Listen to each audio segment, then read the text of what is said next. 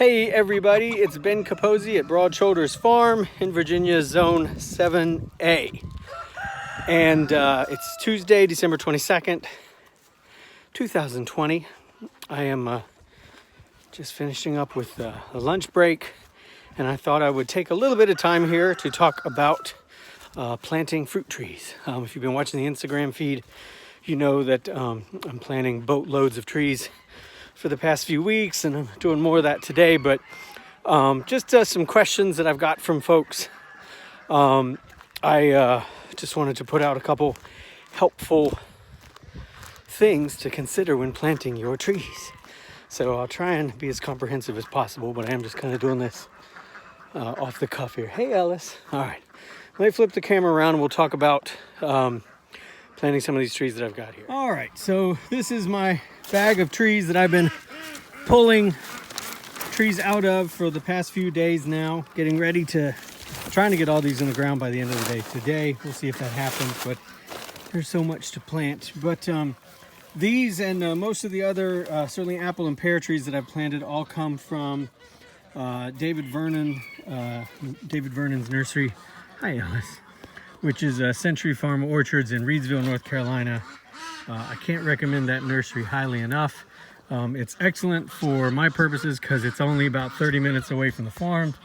And David's been growing old southern varieties there for decades. So the great thing about that for me is that I know he's growing apples that are well adapted to our area. They can handle the pest and disease pressure and the temperature fluctuations here. Ellis. Thank you. Okay. He grows in a way that is similar to my preference, which is low to no maintenance.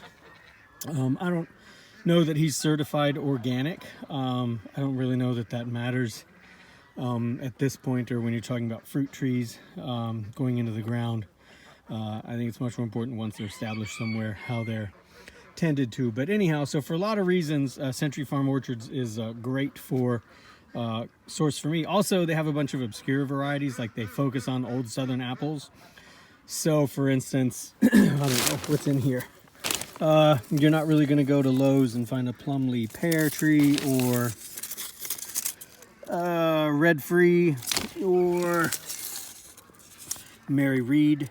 Mary Reed actually I think is not native, but is an apple cultivar that comes from a North Carolina county. I could be wrong about that, but in general, you know, Terry Winter apple. These are not common apples. I think David says he has over 500 or 600 different cultivars. So, you know, most people can only name, I don't know, maybe at most a dozen varieties of apple they might have come across in the grocery store. So anyhow, don't want to get bogged down in that. Okay, so I got these from David, and these are grafted onto M111 rootstock. And this is a rootstock I have not worked with before. The rootstock, if you've never worked with grafting apple, pear, or any other fruit trees, there's typically a rootstock that conveys a certain amount of properties that you're interested in, and then there's the actual cultivar, the grafted variety that you want. Every apple that you've ever had in the grocery store is a clone of an original one. So the Granny Smith apple that you eat in the store, that you see in a commercial orchard somewhere, is just a clone of a tree from a little old lady's compost pile in Australia. Hey Red, that's Granny Smith. But anyhow, so you have to graft them. Apples are heterozygous like people. You can pair any two parents together and their offspring will always be different. Different expressions. Unless you guys are twins, or you and your siblings are twins, you completely understand what I'm talking about. So the different rootstocks convey different properties. This rootstock is M111, Mollis 111. David's got it written down right there. These are nice tags. So this rootstock keeps your apple tree to a smaller size. It's only about 60 to 70% of a full-size apple tree. So a full-size apple tree would be on its own roots, maybe up to 25, 30 feet tall. This will keep it to around 15 to 18 feet tall at most, which is what I've got room for. And the neat thing about M111 is that you see all these little nodules here, these knots. This is where it wants to form roots.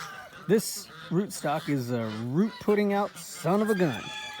So, which is kind of interesting. I've only worked before with Antonovka and grafting onto crab apples and bud 118, and that does not produce all these different little root nodules. But anyhow, it's pretty cool. So this has been above ground, so the roots just kind of calloused over. But I talked to David and he said I should plant these actually quite deep, down to just below the graft union. You don't want to bury the graft union. That's not good, because for reasons I don't want to get into right now. But anyhow, so different rootstocks convey, as I said, different benefits or characteristics. Like they'll control the size of the tree. They might make it a dwarf. They might make it a semi-dwarf. That's what M111 is doing.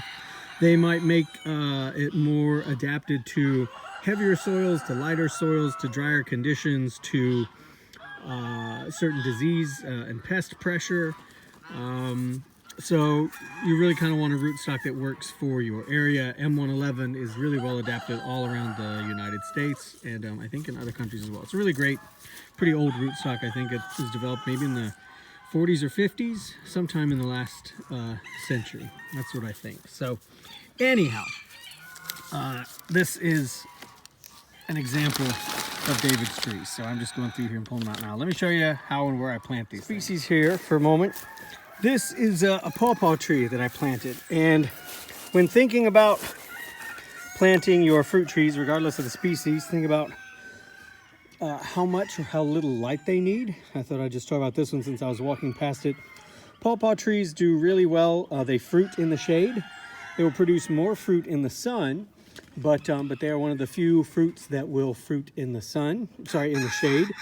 And I've got this volunteer black walnut tree here, and I don't know how long it's going to stay.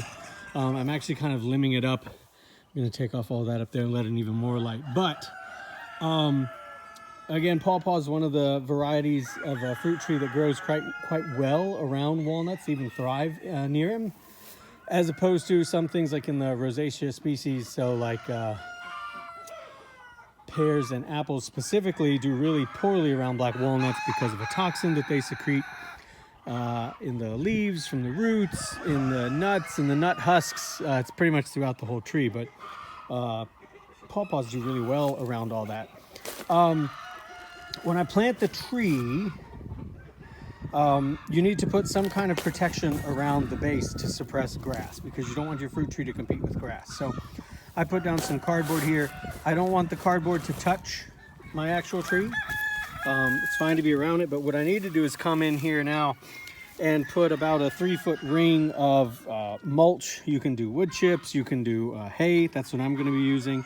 You can do grass clippings, you can do whatever, but you want to suppress competition from grass and other weeds. And especially using cardboard, it's great for suppressing the grass, and it'll also bring up, it'll draw up earthworms, who will be quite happy to feast on the cardboard. Earthworms love cardboard. It's like crack cocaine for them. They just come running. And then I'll eventually need to put a cage around this to protect the tree from rodents. Though pawpaws tend to not receive a lot of pest pressure from rodents or deer. They're not really interested in gnawing on them, which is nice. So there's an example of suppressing the grass around a tree. Let me talk about another one. So here is a St. Clair that I planted just yesterday. Another pretty obscure variety that was saved from oblivion by Joyce Neighbors in Alabama. Rest in peace, Joyce. She was a mentor to some good friends of mine, and a really amazing lady who kind of single-handedly saved a bunch of old Southern varieties throughout Alabama. Sadly, she passed, but anyhow, because she was so great, I wanted to give this St. Clair apple tree a place of honor. This is an early apple. It's going to fruit in July, so it's over here in the March, July, November paddock, which, if you're familiar with my system over here, that would make sense to you. But I planted this one pretty deep. You can see that it's on M111, so it's still got some of those root nodules down here, but the graft is above the soil line. I could even plant this a little deeper. I have to come in and put a ring of something to suppress all this grass, because again, you don't want your tree roots, especially your shallow roots when it's just starting out, to compete with the shallow roots of the grass and out here in the pasture. So nice 3-foot circle of hay around this to suppress the grass is coming. We talked up there, we were talking about the pawpaw tree, about situating it based on its needs for light and shade. So this is an apple tree. Apple trees need lots of light. They don't really do well in shade or partial shade. So I put it right here at the head of the paddock here. About 20 feet away, there are some very young Rosseyanka Persimmon trees that will get to be 18 to 20 feet tall or so, but they shouldn't really block out this apple tree, which will also get to be about 18 to 20 feet tall. Like I said, there's 20 feet of space between them, so they should have plenty of room for air and light and circulation. But perfect southern exposure. South is directly that way. You can see here it's almost 4 o'clock in the afternoon, so the sun is moving towards setting. We're one day past the solstice here. So, you know, I position the tree to receive that.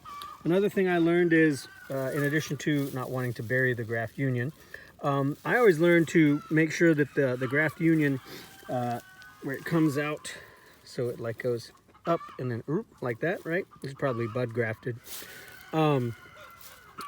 Protect this by pointing it north so it doesn't get sun scald, especially during the winter. So that's what I've done. North is directly behind it. So that's fairly well protected. I was just talking up there with the pawpaw about black walnut trees.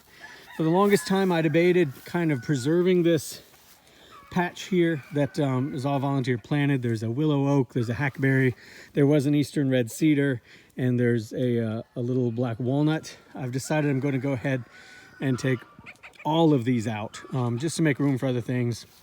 The black walnut tree, even after I cut it down, the roots will continue to exude the allelopathic toxin in the soil, the juglone, that will impair the growth of apple trees nearby, which is why once I level all this, I'm going to plant a whole bunch of autumn olive bushes, which will stay smaller than the apple tree.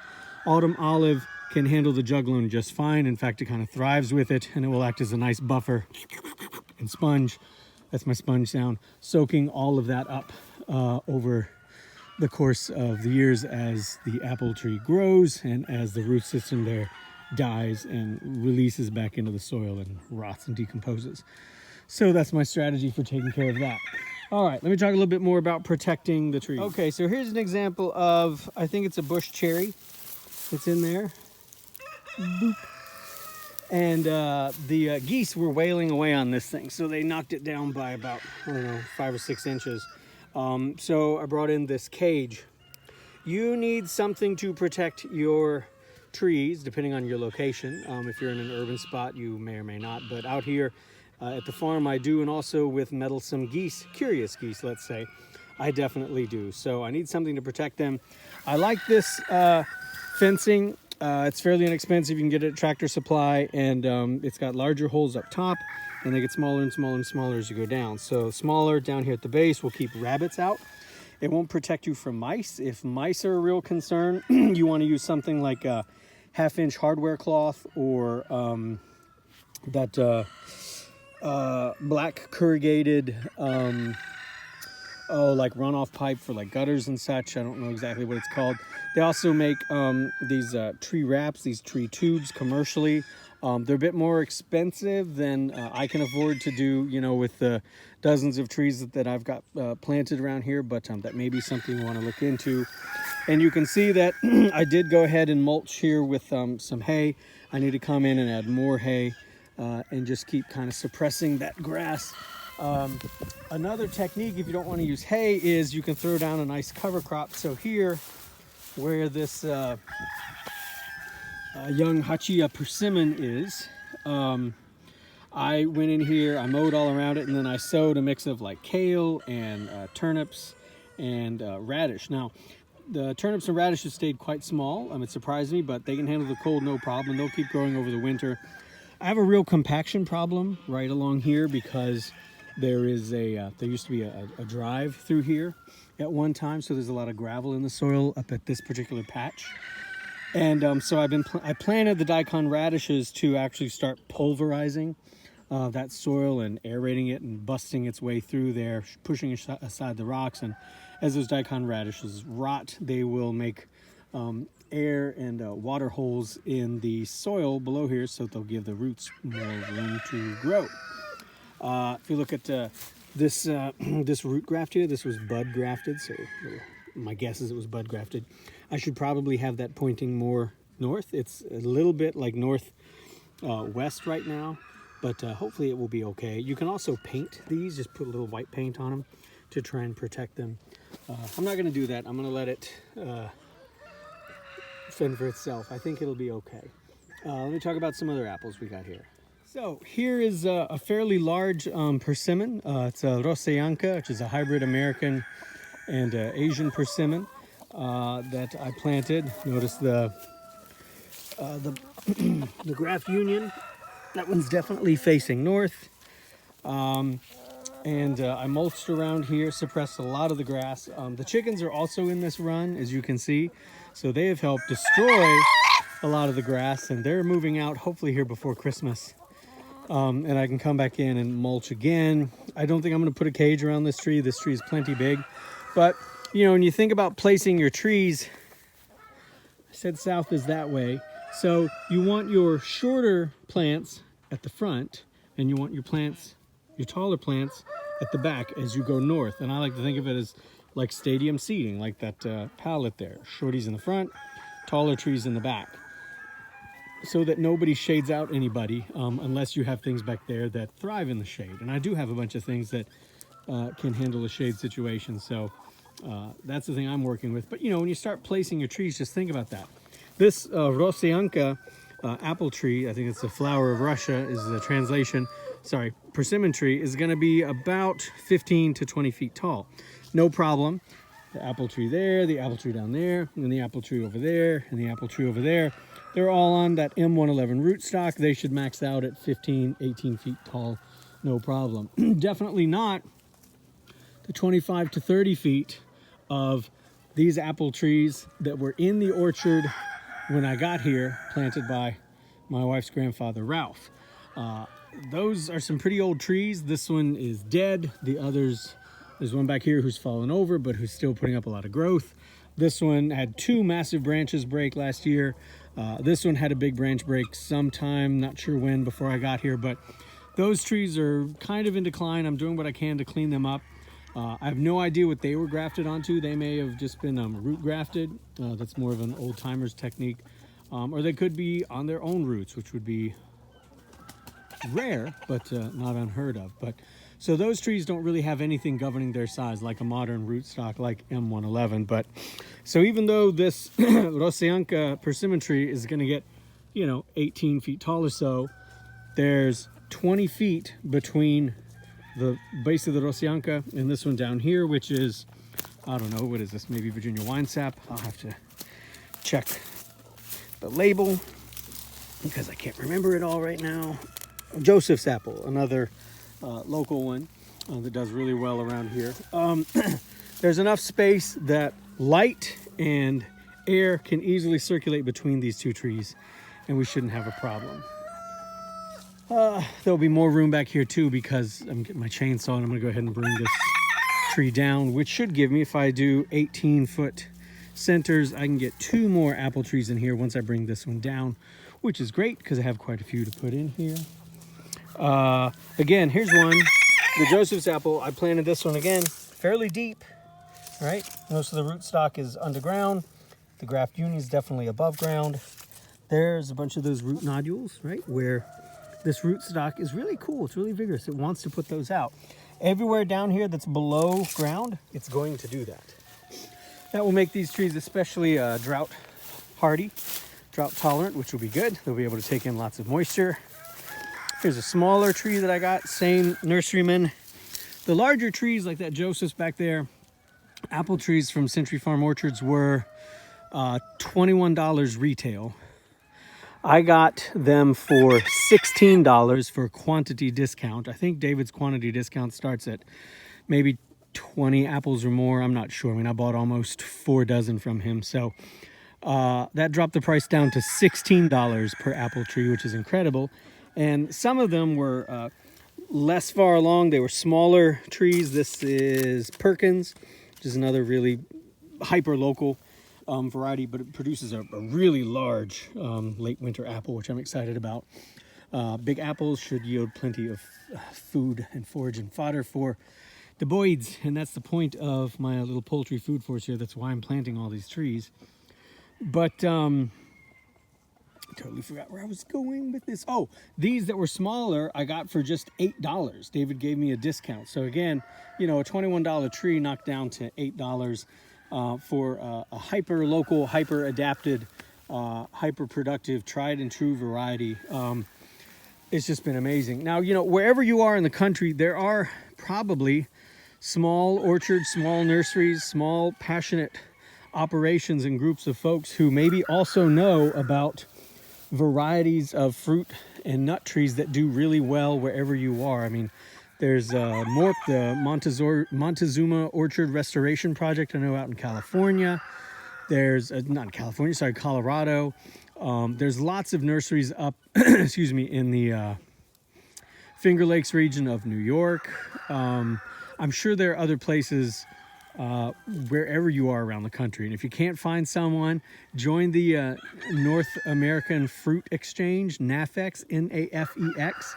It's a great group. It's free to join the Facebook group. Tons of old timers on there that will help you out with your questions from all over the country, all over the world even. They also have a national organization that you can join. Their membership dues are maybe like 25 or 35 bucks, and they give you access to their old catalog of articles which have been written for the past, I don't know, 50, 60 years. It's a great resource. Get that cabbage, girls. Hey, Mrs. P. Mrs. Peacock there. All right, let's, I think I've covered most of what I wanted to talk about. I've talked about thinking about where the sun is when you plant your trees. I've talked about protecting them. I've talked about suppressing the mulch around them, or suppressing grass and weeds around them.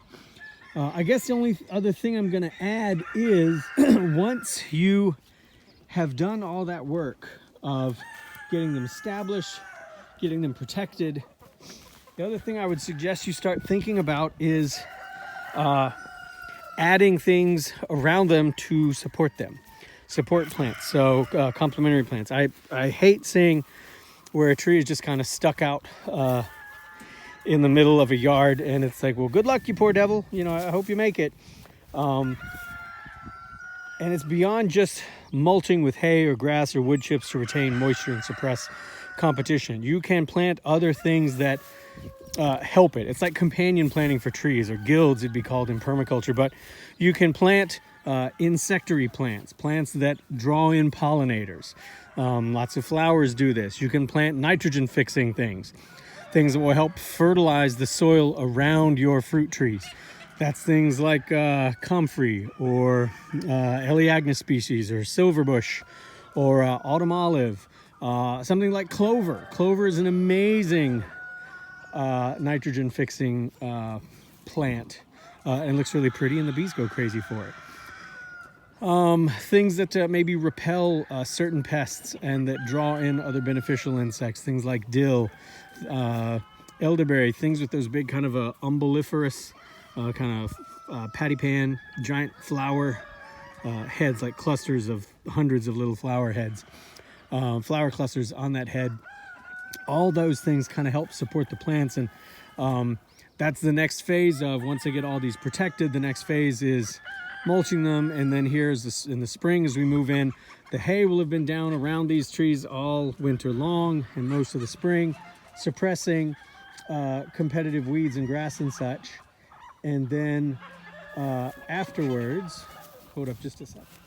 Okay, sorry, some roosters were raping a hen, and I was about to go over there and take care of it, but that's over. Okay. So yeah, in the spring I'll come in and I'll start planting things like comfrey and plants and daylily plants. Of course, I'll be planting plants. Comfrey, daylilies, sowing clover seeds, autumn olive, dahlias. You know, there's just a whole bunch of different things that you can plant. Onions, chives, lots and lots of things. You can put other berry bushes nearby. I've got I've got a line of blueberry bushes over here that you can see that I've started kind of roughly positioning. So no tree is an island. Maybe think about that when you're doing your planting. And here's what I was talking about planting all those radishes and turnips to kind of bust up the soil. Like right here is a good daikon radish. It's much bigger than the ones I was showing you earlier. It's definitely not the biggest, but it's pretty big. It's going to put down a taproot that's about the size of my forearm. And then you can pull it up and serve it to the chickens. You can pull it up and roast it for yourself or pickle it. Or you can cut the top off and leave the root in the ground to rot, where it will add organic matter and to help aerate the soil. So those are all things that I think about when I'm planting fruit trees as a broad outline. I hope this is helpful and not too rambling. If you have questions, concerns, comments, helpful critique, those sorts of things are always welcome. So let me know in the comments. I hope wherever you are, you're having a fantastic day. Please stay safe. And if I don't talk to you before, then have a very Merry Christmas. All right, y'all. Take care. Bye-bye. Hey, real quick, just wanted to add 2 more things that you might want to think about when you're thinking about adding your fruit trees and where to plant them and such. One thing about what varieties you want and the kind of fruit that you're after. So for example, you know, most all of my trees, especially the apples, are based on forage that I want for my chickens, for my poultry. So I'm looking for mostly dessert apples. They could be multi-purpose apples. Like some of them I wanted, even though they're primarily good for saucing apples as far as people are concerned. I wanted them because, hey Pepe, because they produce early in the season, so I can get like a June or July apple. That's, you know, so those are typically early apples tend to be soft apples. There are some that are surprisingly hard, but anyhow. So just be thinking about that.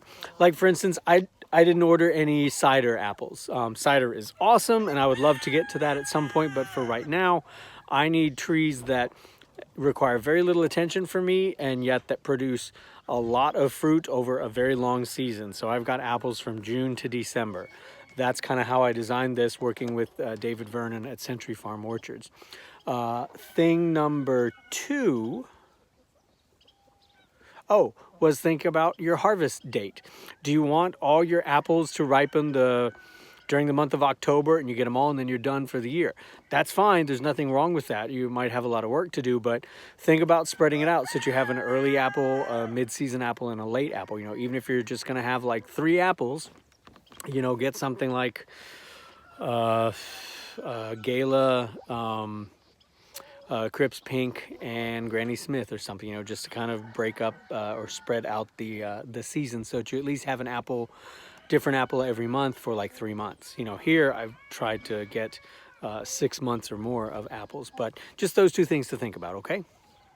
Hey, I'm home, but I thought of one more thing that you need to think about when thinking about planting your trees. Make a record somewhere else. Draw a little map, make a little chart, make a list somewhere of what trees are where, because those tags often don't last a year. They often don't last a season, especially if you have chickens or geese that might pick at the tags because they find them interesting. And it's important to have those not only for your own records, but if, God forbid, something happens to you and people want to know what the trees are that they're looking at where, it's important. A map has helped many a modern fruit explorer recover a lot of lost varieties in other abandoned orchards. So make that map. Okay, that's it, I promise.